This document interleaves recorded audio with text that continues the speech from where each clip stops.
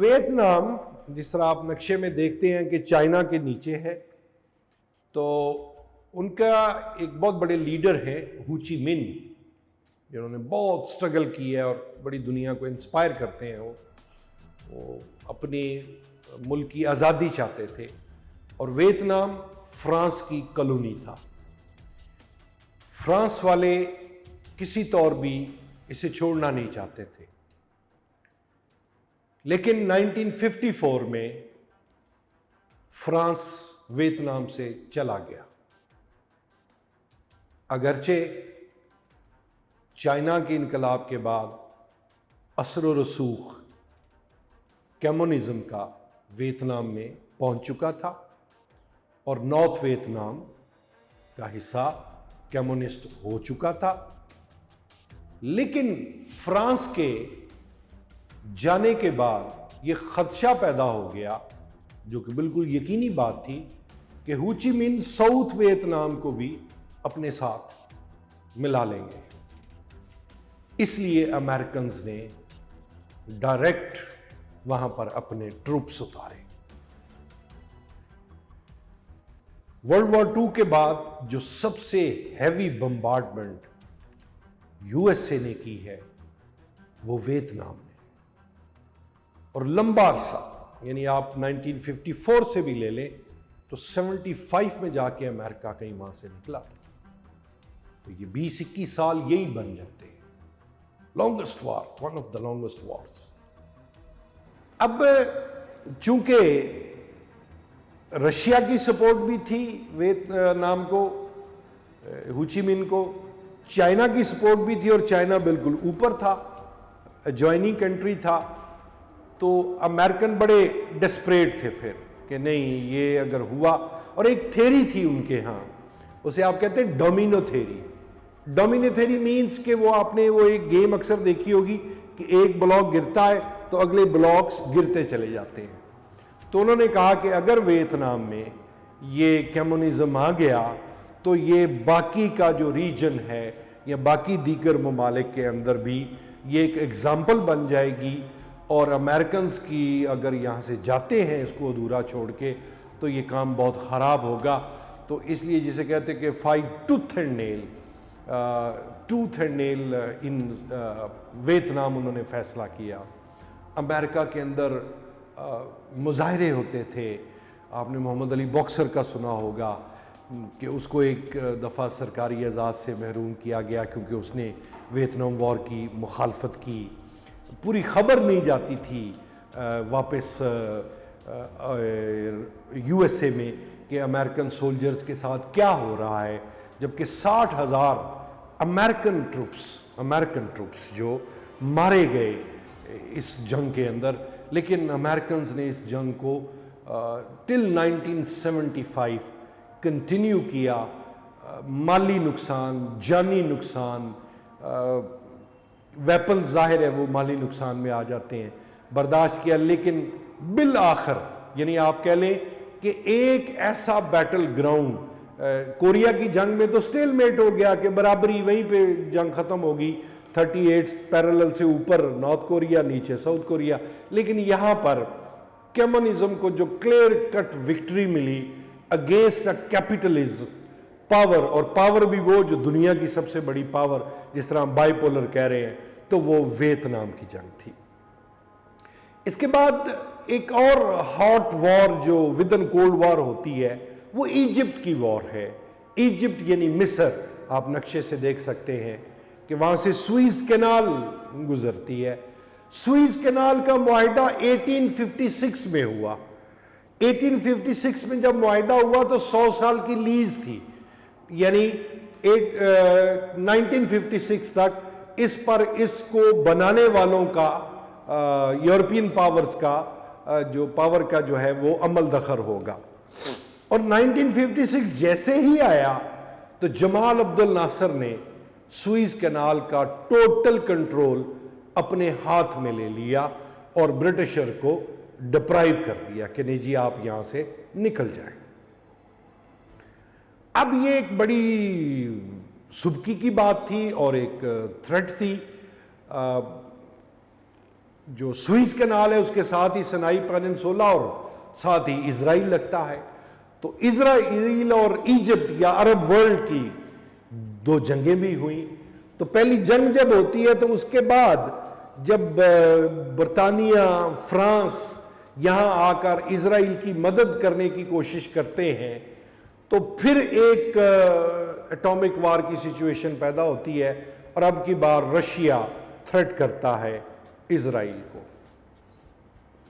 یہاں پر یہ بات بڑی اہم ہے کہ جہاں پر امریکنز جو ہے وہ سپورٹ کرتے ہیں، یورپین سپورٹ کرتے ہیں اسرائیل کو، تو ایک ملک جو اسرائیل کے خلاف تھا بڑی طاقت وہ کمیونسٹ رشیا تھا.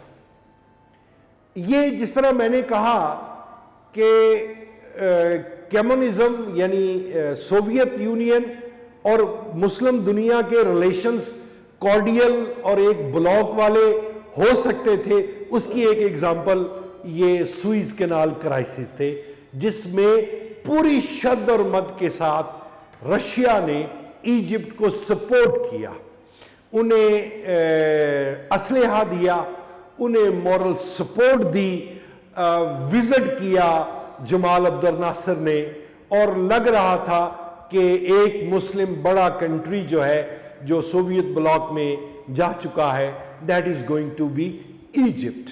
لیکن امریکنز نے انٹروین کیا اور برٹشر کو، فرینچ کو اور یہ اسرائیلیز کو کہا کہ وہ بیک فٹ پہ جائیں اور سوئز کرائسس جو ہے اس کو ختم کیا جائے، وگرنہ اس کے نتیجے میں بھی ایک جنگ جو ہے وہ ہو سکتی ہے.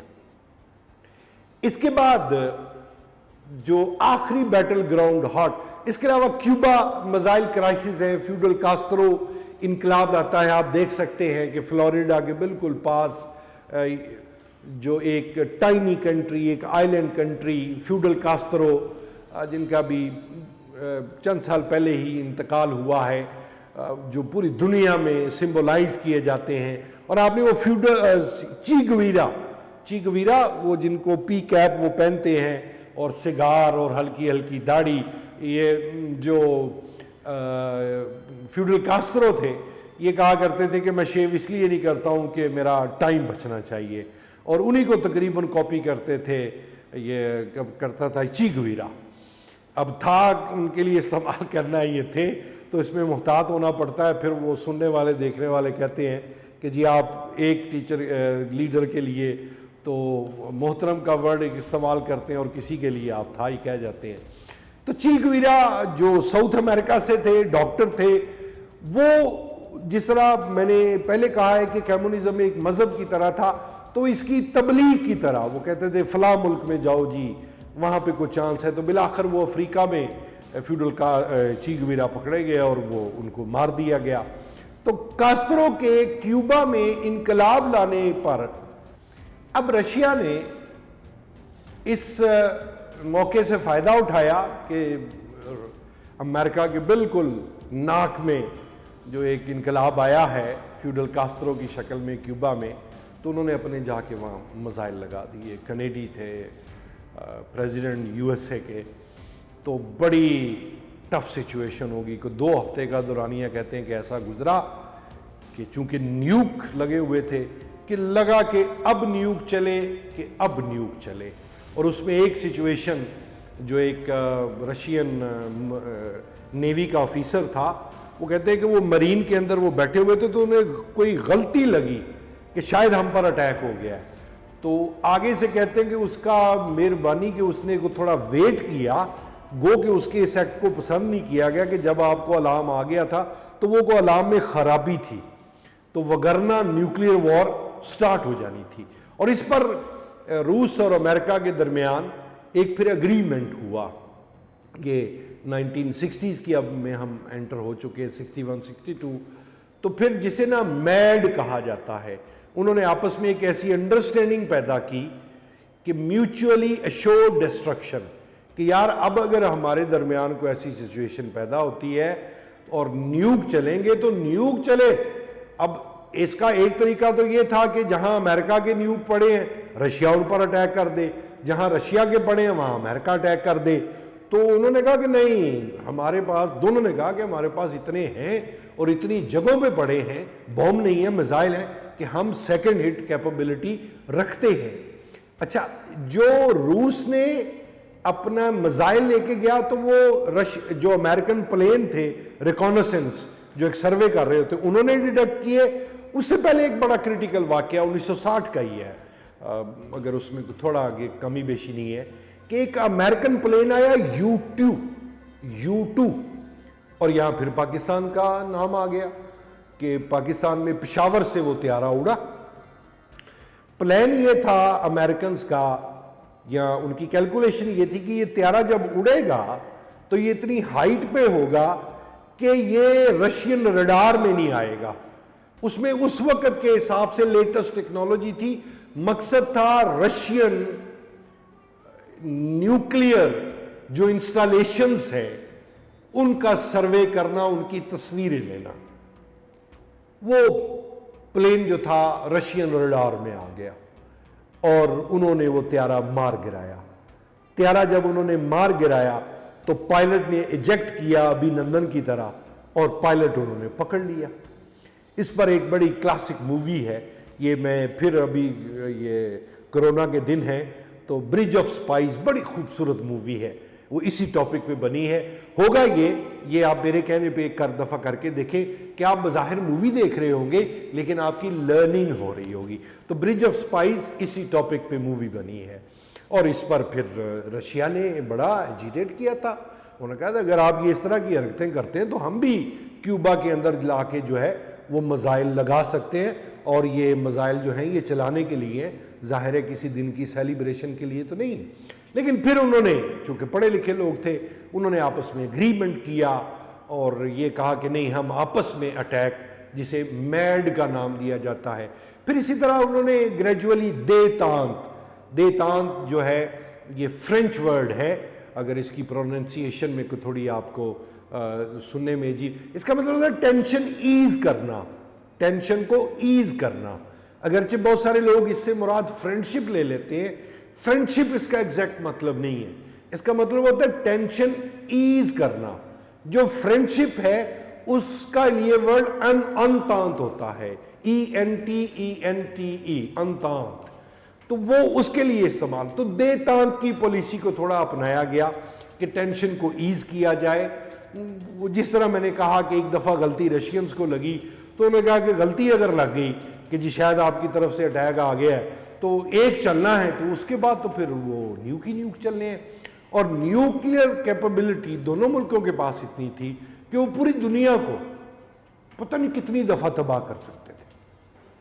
تو کچھ نیوٹرلائز ٹینشن ہوئی، میڈ کا اگریمنٹ ہوا، خاص طور پہ یہ کیوبا میزائل کرائسس ختم ہونے کے بعد۔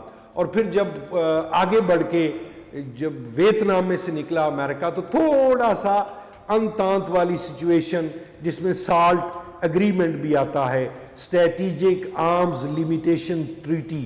انہوں نے کہا کہ ہم دونوں ملکوں کو چاہیے کہ ہم جو آرمز ریس ہے اس کو تھوڑا کم کریں، اور خاص طور پہ یہ جو نیوکلیئر ویپنز ہیں ان کو بھی کم کریں، اور یہ جو سپیس ریس اب ہم نے شروع کی۔ اچھا، میں نے کہا کہ یہ جو جنگ ہے یہ معاشی بھی تھی، سیاسی بھی تھی، نظریاتی بھی تھی، یہ خلا میں بھی چلی گئی تھی، یعنی سپیس وار یا پیس اوپر کی طرف، کہ جس طرح رشینز نے اپنے جو ہے وہ سائنسدان اوپر بھیجے تو اس کو امریکنز نے بھی کاؤنٹر کیا، بعد میں انہوں نے چاند کے اوپر جو ہے وہ پہلی لینڈنگ کی۔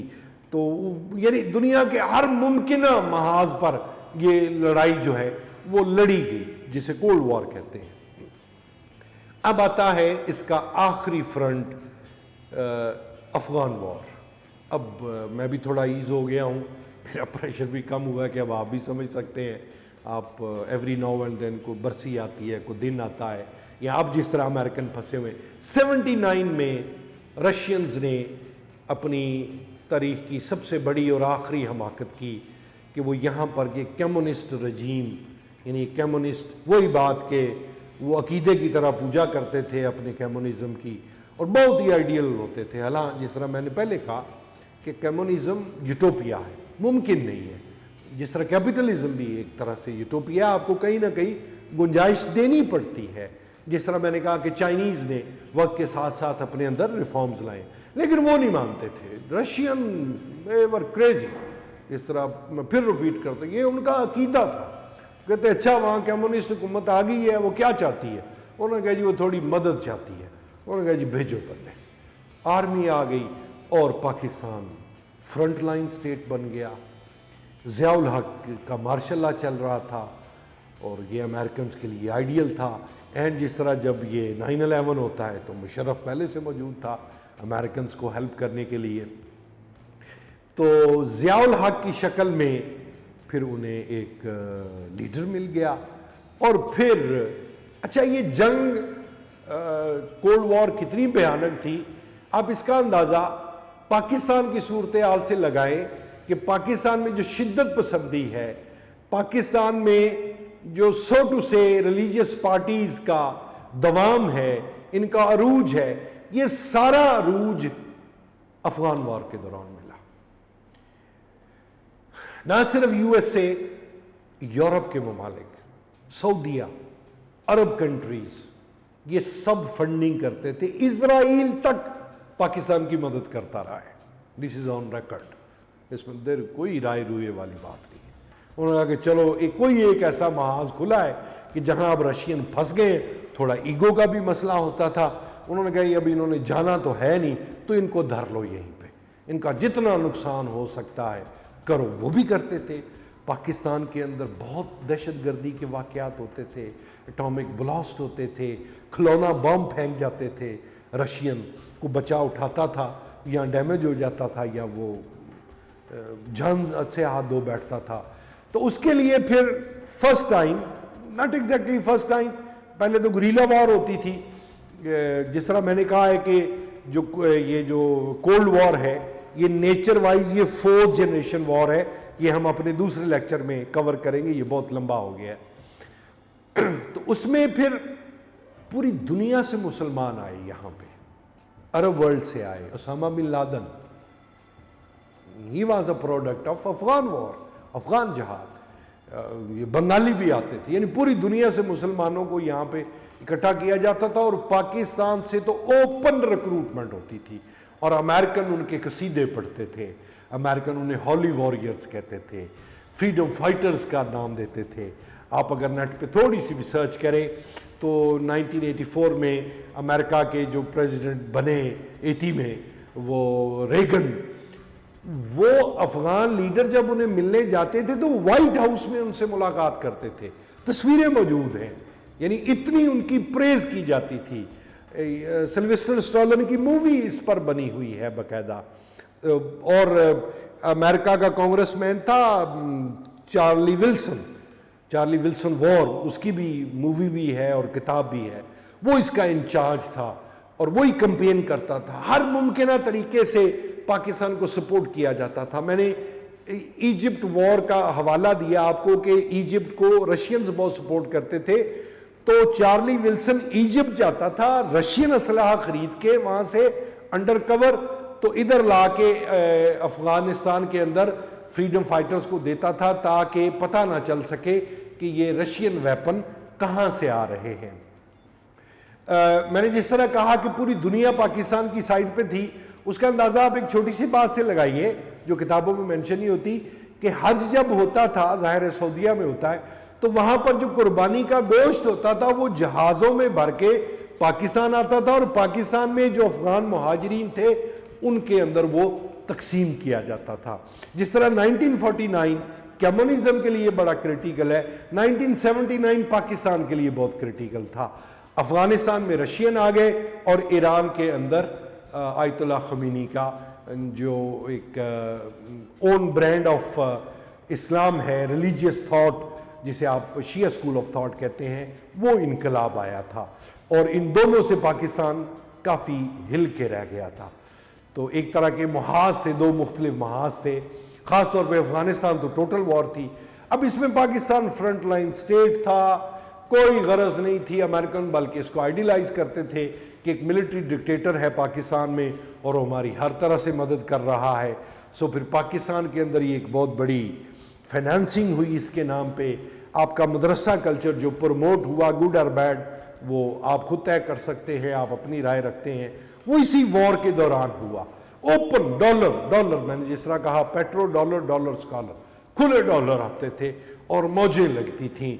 یہ جو اس وقت کے وہ ایک رائٹ مین ہیں جنرل اختر عبد الرحمن, ان کے بیٹے بہت بڑے ٹائکون ہیں, بزنس ٹائکون ہیں پاکستان کے, تو ان کے تانے بانے اگر کوئی ملانا چاہے تو بآسانی افغان وار سے وہ مل جاتے ہیں.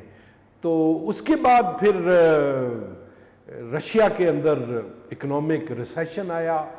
وہ چونکہ بہت انہوں نے صرف عقیدے کو معاشی عقیدے کو سامنے رکھا ہوا تھا, دیگر ریفارمز نہیں کرتے تھے. لوگ فیڈ اپ ہو گئے, پاورٹی آ گئی اور معاشی مسل ان کا ٹوٹا, تو پھر وہ رشیا سے افغانستان سے بھی انہیں ریٹریٹ کرنا پڑا. مین حائل گورباچوف جو ہے وہ آ گیا رشیا کے اندر, اور اس نے گلاسنوس پریسٹرائکا یعنی تھوڑی اوپننیس, تھوڑی ریفارمز اس نے کرنے کی کوشش کی, but it was too late. اور رشیا یعنی اس وقت کا سوویت یونین, اس میں سے 15 مزید ملک نکلے. سینٹرل ایشین سٹیٹس ہیں 5, Armenia, Azerbaijan, Georgia, Baltic state, Estonia, Latvia, Lithuania اسی میں سے نکلی, یوکرین اسی میں سے نکلا, بیلورشیا اسی میں سے نکلا. اور یوں کولڈ وار کا اینڈ ہوتا ہے. آپ اسے 1989 کہیں, 90 کہیں, 91 کہیں. 1990 اور 1991 میں تو باضابطہ پھر وہ ریاستیں بن جاتی ہیں, اور اس طرح دنیا کی سب سے طویل اور جس طرح میں نے شروع میں کہا ہے کہ سب سے وائڈ, جو پوری دنیا کو ہر طرح سے جکڑے ہوئے تھی, سیاسی طور پہ, معاشی طور پہ, نظریاتی طور پہ, اور جس طرح میں نے کہا کہ کولڈ وار میں لکھنے والے, بولنے والے, خطبے دینے والے, ہر بندے کی بیک کے اوپر یا رشین ہوتے تھے یا امریکن ہوتے تھے. اور یوں جسے کہا جاتا ہے کہ جنگیں کبھی سرد ہوتی ہیں نہ ختم ہوتی ہیں, تو ورلڈ وار سے جو سلسلہ 1 سے شروع ہوا, ورلڈ وار 2 اور یہ کولڈ وار بالآخر یہ 1991 میں اپنے اختتام کو پہنچتا ہے. اور اس کے بعد جو دنیا میں اگلا مارکا پھر برپا ہوتا ہے, جس طرح میں نے کہا کہ وار از پرماننٹ, وہ پھر نیو ورلڈ آرڈر کے تحت مسلم دنیا کو دھرا جاتا ہے, جو آج تک سلسلہ جاری ہے. اس کو اپنے اگلے لیکچر میں کور کریں گے. اپنے فیڈ بیک سے ضرور آگاہ کیجیے گا, اور آپ کے کوئی بھی کوشچنز ہوں, ورلڈ ٹائم انسٹیٹیوشن ہے اب یہ اکیڈمی سے سٹارٹ ہوا, آلویز ویلکمز یو. ہم نے بڑی محنت کی ہے ہماری ٹیم نے اس لیکچر کو بنانے میں, تو ہم ویلکم کریں گے. اور اگر کوئی باتیں, کچھ چیزیں رہ گئی ہوئیں تو ہم اس کے میک اپ کے طور پہ بھی ایک لیکچر ضرور ریکارڈ کریں گے. Thank you very much.